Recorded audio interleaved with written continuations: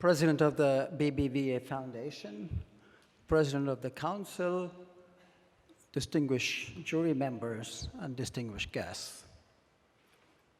Climate change has become a defining problem for our generation. If left unchecked, it could become an existential threat in this century, at least for the poorest 3,000 million people, about 40% of the world.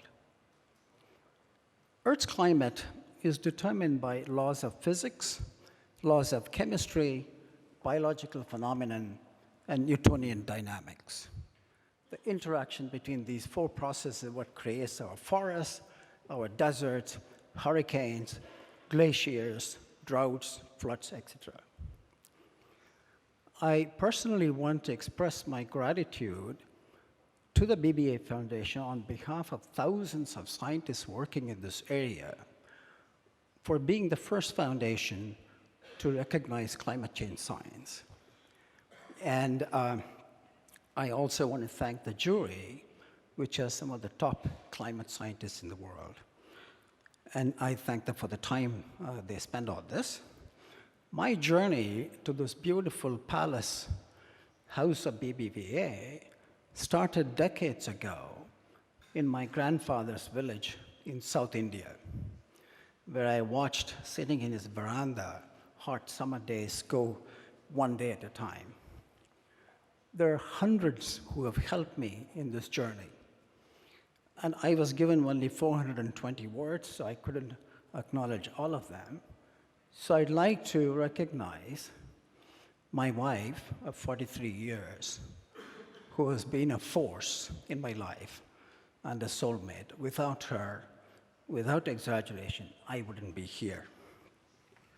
I turned 60 about 11 years ago, and I watched with frustration lack of action in climate change, in spite of compelling and convincing evidence thousands of scientists had collected. On my own, I found my own career was a colossal waste, and including colossal waste of money, because I had spent close to $100 million of public funds to design instruments on satellites, aircraft, ships, and drones to document this. For me, help came from unexpected quarters, up probably there.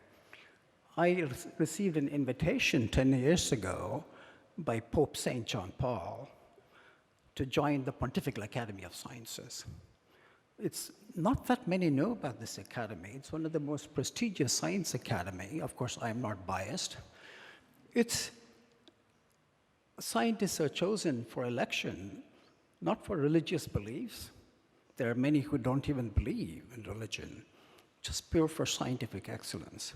A few years into this academy, I realized the power of religion in making a fundamental transformation in the public attitude towards climate change. For me, it was not difficult to embrace this because climate change, because of our inaction, had become a huge moral, ethical problem. There are many I can give you, but just to give you one example, 60% of the climate warming pollution is caused by the wealthiest 15%, about 1 billion people, 1,000 million. The worst consequences of that, we all know it doesn't require sophisticated science, is going to be experienced by the poorest 3 billion people, 40% of the population. Their collective role, this is what I presented at the academy, is less than 5%.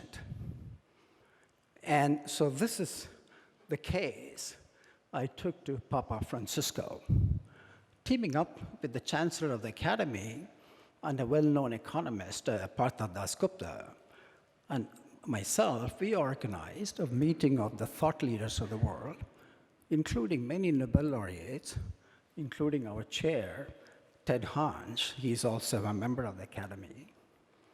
After 3 days, of this top engineers, top energy experts, top in everything, we came to one simple, remarkable conclusion.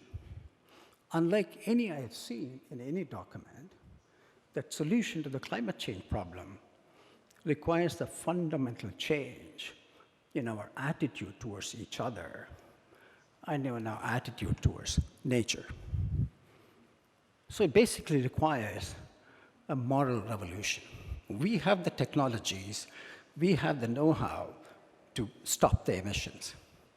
So we are really lucky to have Papa Francisco as a moral leader for the world. This was recognition came from the Academy meeting. So what do we really need? In my own view, we urgently need an alliance between science, policy, religion, and corporates at the grassroots level. And we must also provide energy access to 40% of the planet, 3 billion poorest people who are still burning firewood and dung to cook their meals. And on the cook stove video you saw, it's led by, I'm so proud to say this, my 2 daughters, Nithya, who is a wireless technology expert, and my other daughter, who has an economics background and in rural intervention. So they are really causing a revolution in converting these women into climate warriors. And I want to conclude with two statements.